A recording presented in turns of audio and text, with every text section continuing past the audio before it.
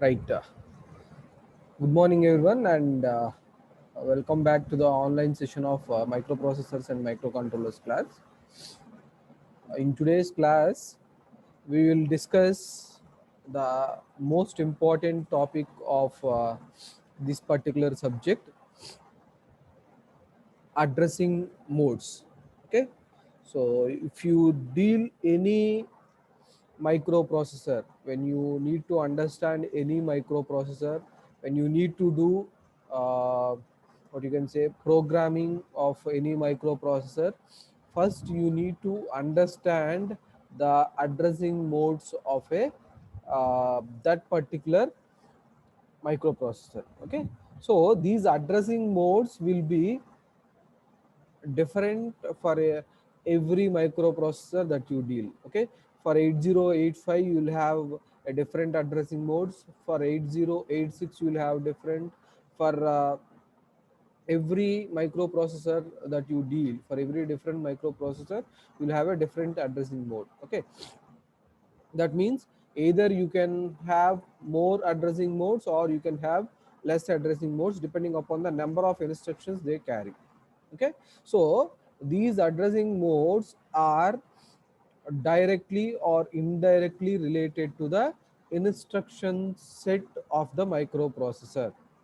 Okay, so these addressing modes are, we can say, directly related to the instruction set of the microprocessor. Okay, so how they are related, how these addressing modes are related to the instruction set of the microprocessor, that we need to understand first. In order to understand that, first let us see the instruction format of the microprocessor. Okay, what is the format of instruction? So generally instruction format will have two parts. Okay, the instruction format will have two parts. One is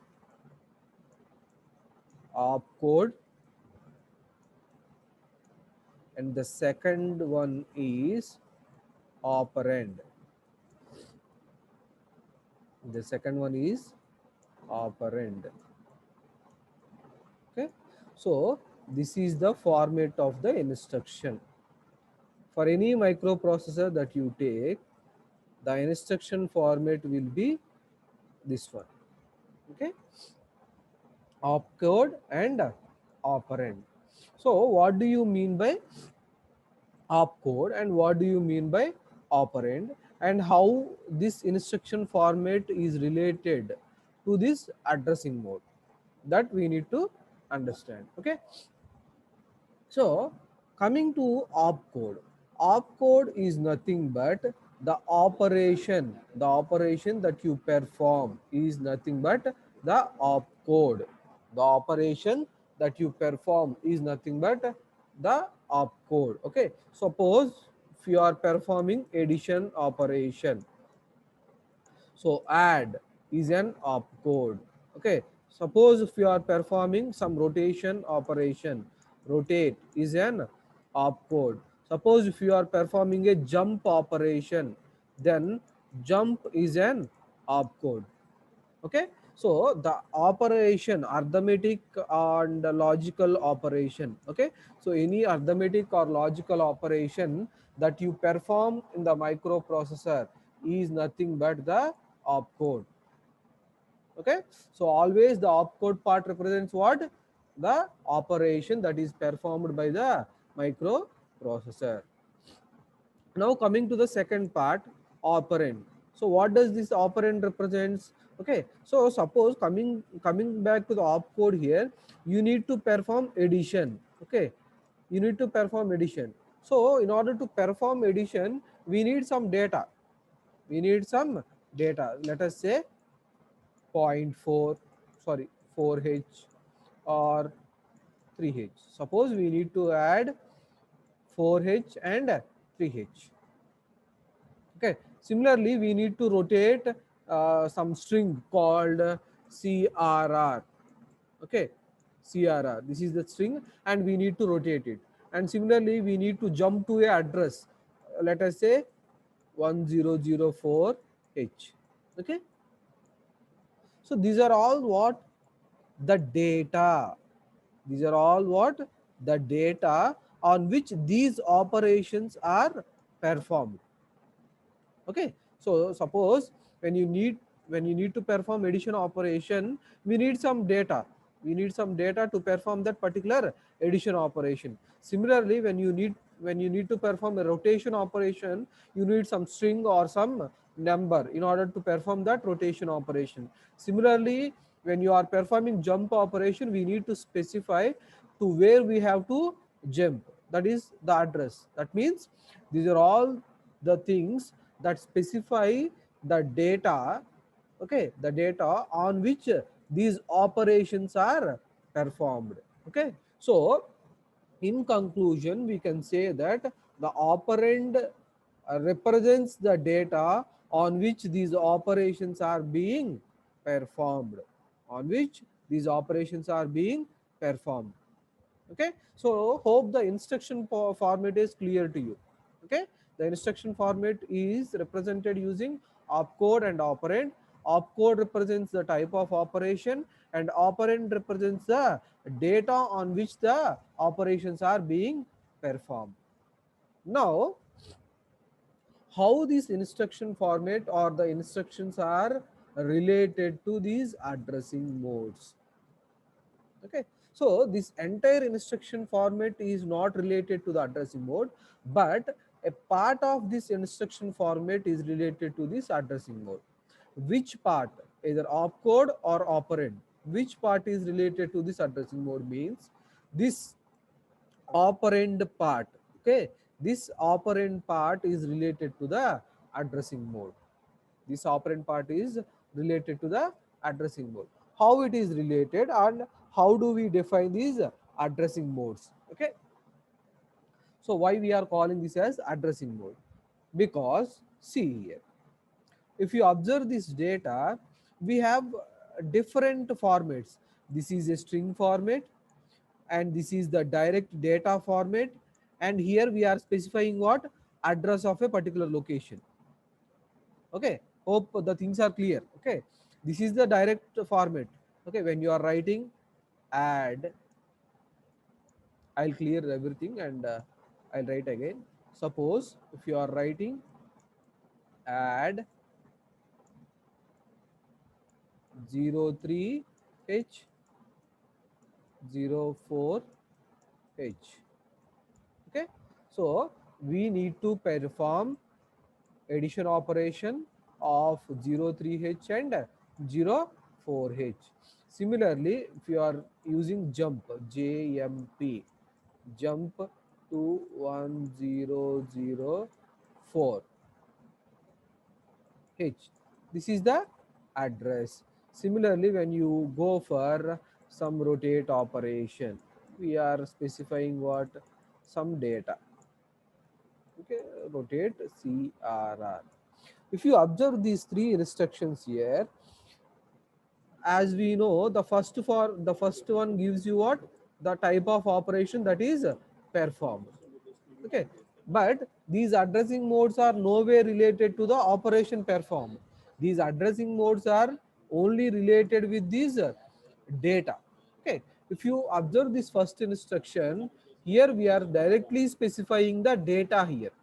Here we are directly specifying the data. Okay, and if you observe the second instruction, we are specifying the address here.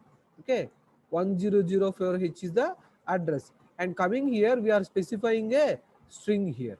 Okay, CRR is a string here. Okay, so the type of data that is specified in the instruction, the mode of specifying the data in a particular instruction, the mode of specifying the data in a particular instruction is nothing but the addressing mode, is nothing but what called addressing mode. This is one type of addressing.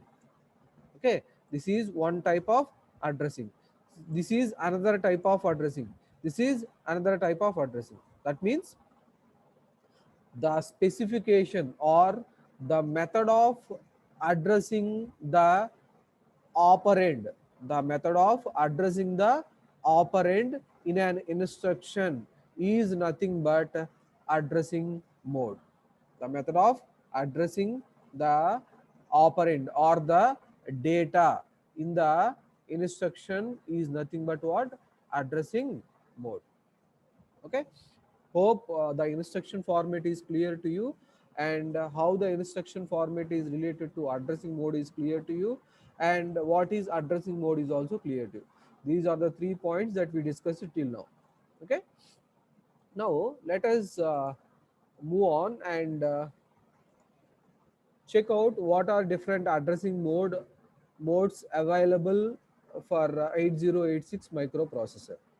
Okay, so every instruction of a program has to operate on data. The different ways in which a source operand is denoted in an instruction are known as addressing mode. This was what we are talking about. Okay, the different ways in which we specify or we address the operand is nothing but what? The addressing modes here. Okay, and here we have the list of different addressing modes available with 8086 microprocessor. Okay, so in total we have 12 addressing modes. Okay, and they are grouped into 5 groups. Okay, as you can see here, the first one is register addressing mode. Second one is immediate addressing mode. These two come under addressing mode for register and immediate data. And the third one will be direct addressing mode. Fourth one, register plus indirect addressing mode, and base addressing mode, indexed addressing mode, based index addressing mode, string addressing mode. Okay, so these are the second group which comes under addressing modes for memory data. Okay, so these we will deal in detail. Do not worry about that within a short period of time. Next category is addressing modes for IO ports, direct IO port addressing and indirect IO port addressing. And the next category is relative addressing mode, and the next one is implied addressing mode. Okay, so what are all these different addressing modes? How are they specified? Okay, how are they specified? We'll see with examples. We'll now see with examples, right? First one will be register addressing mode. First one will be register addressing mode. Okay, so in register addressing mode, what we will do is the instruction will specify the name of the register which holds the data to be operated by the instruction. That means here an example is given where you can understand. See, this is the register addressing mode. Okay, so as you all know, this can be divided into two parts. One is what? Opcode. One is what? Opcode. And the second one is what? Operand. The second one is what? Operand. Okay, so we don't have any work with this opcode. Only work is with this operand. Okay, now what is he specifying?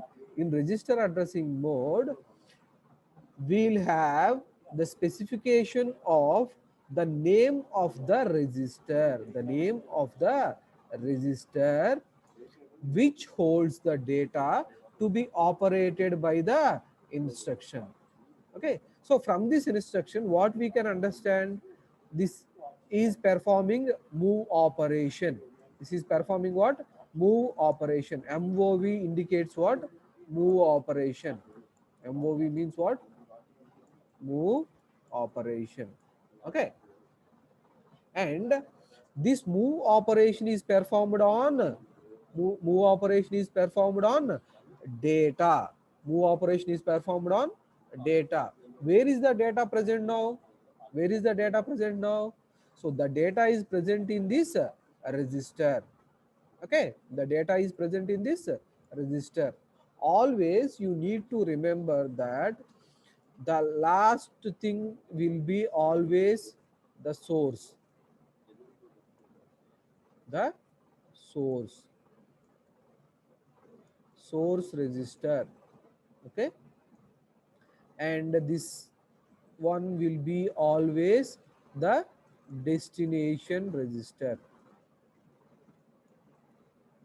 Destination register. Note down these things, these are very helpful to you. Okay, the right side register will always be the source register and the left side register will always be the destination register, or else, okay, always the right side part represents what, the source, and the left side part represents what, destination. Okay, in the operand part, okay, in the operand part only, we are not talking about opcode part. Opcode part always specify the type of operation. Okay, we are not bothered about the type of operation, that will be specified. We are only bothered about the operand that we are dealing. Okay, in operand part, the right side part will always indicate the source and the left side part will always indicate the destination. Okay, source means from where we are taking the data, destination means from to where we have to deposit that data. Okay, that is all about the source and destination. Now I'll clear this. Now what is this instruction indicating? What is this instruction indicating? We have to perform move operation on the data which is present in DH. The data present in DH, that has to be moved to the CL register. That means, for example, let us say, suppose we have DH register. DH means what? How many bits it can handle? Only 8 bits. If it is DX, it can handle 16 bits. When it is DH, it can handle 8 bits only. Suppose let us say we have 03. We have 03H. Now, according to this instruction, we need to move this 03 into CL register. Suppose CL register is already having 02 in it, 02 in it. Now, after the execution of this instruction, CL register will have CL register will have 03H, 03H. That is the meaning of this particular instruction.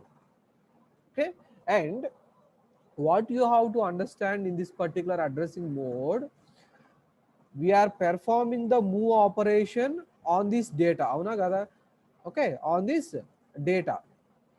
But did we specify the data directly in the instruction? Are we specifying this data in this particular instruction? No, we are not specifying data directly in this instruction. Then what we are specifying? We are specifying the name of the register. We are specifying the name of the source register and the name of the destination register in the instruction where data is present. Okay, what we are doing, we are specifying the names of the source register and destination register where the data is present. Okay, that is why this addressing mode is called register addressing mode. Okay, as we are specifying the names of the register of the data where it is present, that is why it is called register addressing mode. Okay, hope the register addressing mode is clear to you. Okay, let us now move on to the next thing.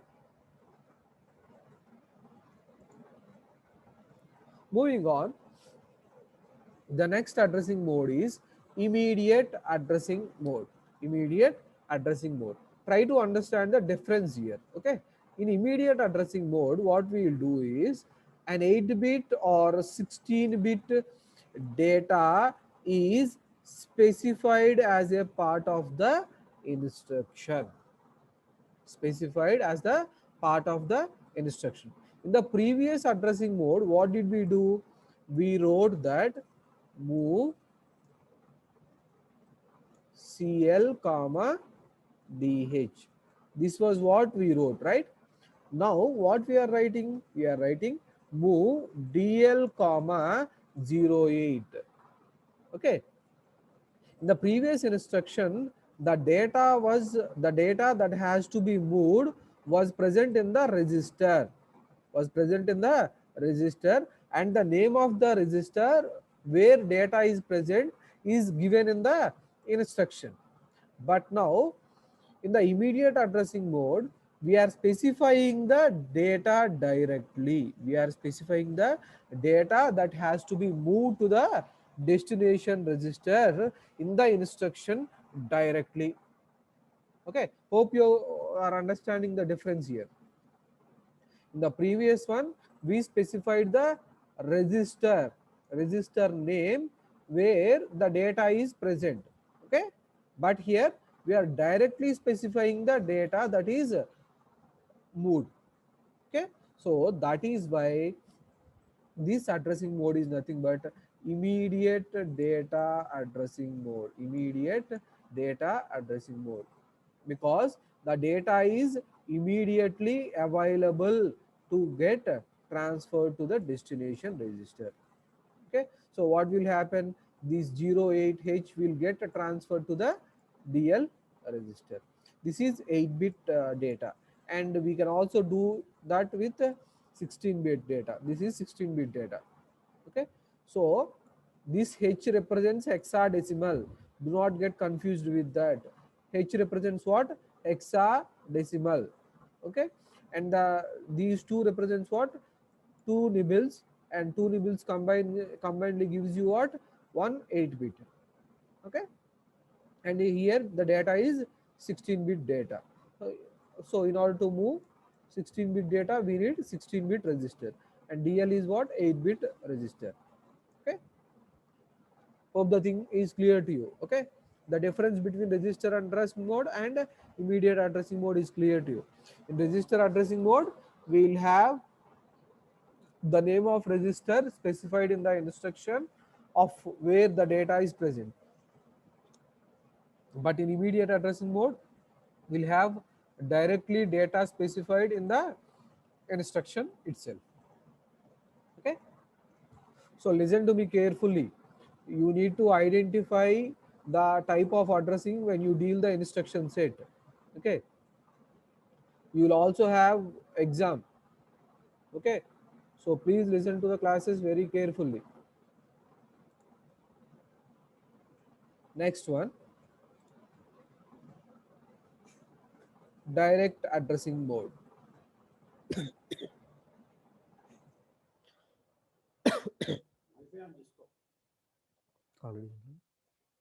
So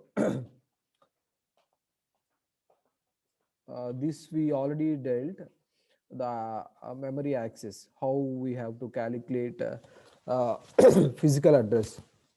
In order to calculate physical address, we need to first calculate the offset address, then segment address. Okay, and then we need to combine both offset address and segment address, and then we need to we'll get that physical address. Okay, see here, direct addressing mode. Okay, so in direct addressing mode, what we will do is, see here, the effective address of the memory, that means the effect address of the memory location at which the data operand is stored is given in the instruction. The effective address is just a 16-bit number written directly in the instruction. See, in the previous two addressing modes, in one addressing mode, we use the name of a register. Okay, the name of the register, either AX or any other register name, DH or CL, in the source position, in the source position, right? And in the immediate addressing mode, we use the direct data, either 08H or any other 16 bit 0040H. Okay, so we directly used the data. Okay, in the first one, what we used the register, name of the register where the data is present, where the data is present. In the next one, what did we do? We used the directly data, we directly used the data. But now what we are doing in the direct addressing mode, we are using the memory location, we are using the memory location. That means, see, when we are dealing the memory, we used memory segmentation. Okay, we used memory segmentation. In each and every memory segment, we have 64 kb memory locations. Each and every memory location will have a address, like we have like our houses are having the house numbers, right? So each and every memory location will have a specific address. Okay, and in that particular memory location, we can store data also. We can store data also. So that particular memory location address, which is containing the data, will be specified in the instruction. Okay, I'm repeating again, do not get confused. Suppose that we have a memory location, let us say we have a memory location with this particular number. What is that number? 1354H. 1354H. This is the memory location, and in that particular memory location we have data called 0040H.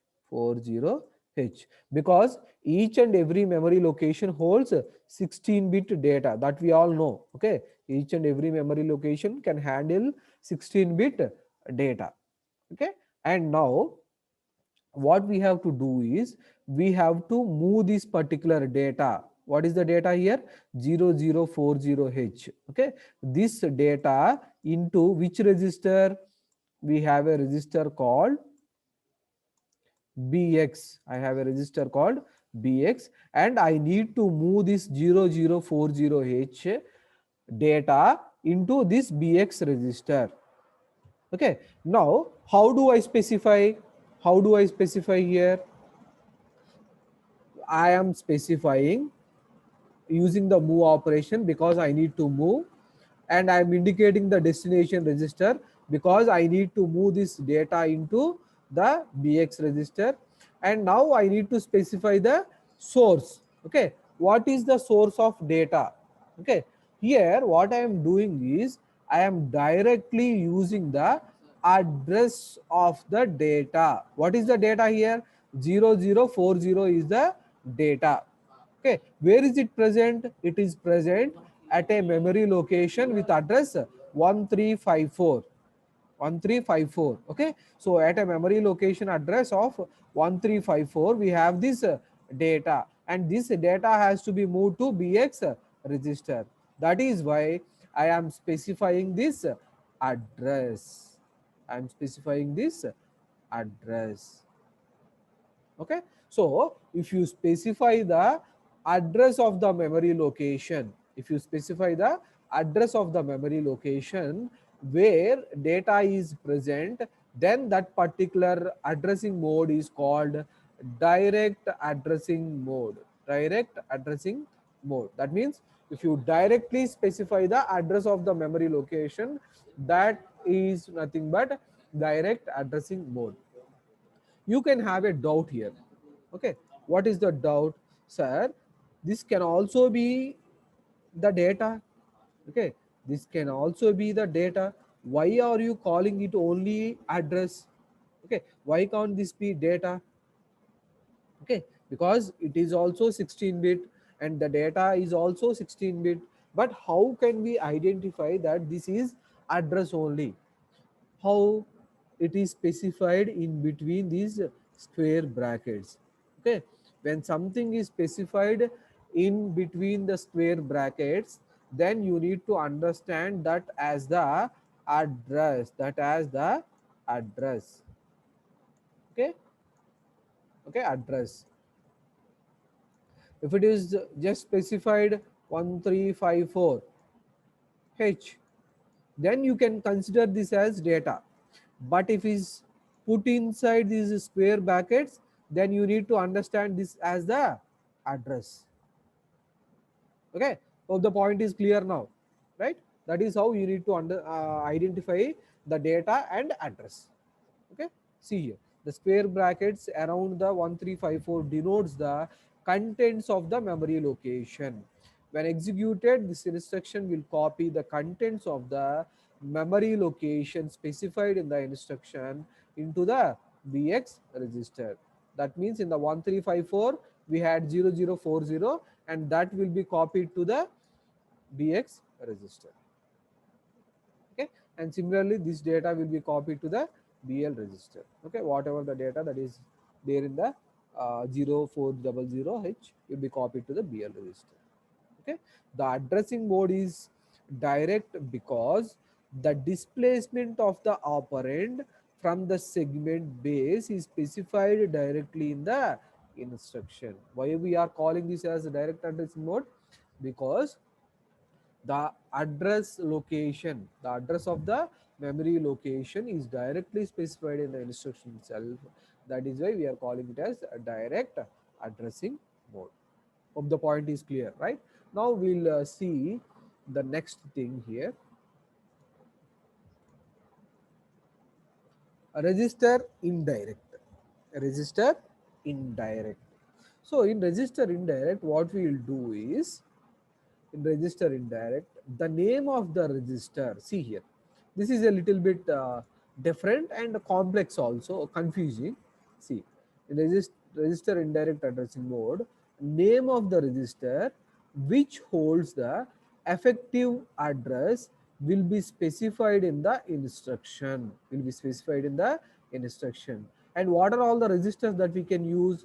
Register used to hold the effective address are any one of the following. Either we can use BX or BP or DI or SI. Okay, so these are all the registers that we can use for holding the effective address. Okay, so contents of DS register is used for the base address calculation. We know in order to calculate the physical address, we need to use the segment address plus offset address, right? Offset address. Okay, so the offset address will be carried in this BX, BP, DI, SI registers, and DS register will have this segment address. Combining both, we will get the effective address. That's it. Okay, now let us understand this addressing mode. Why it is register indirect? Register indirect.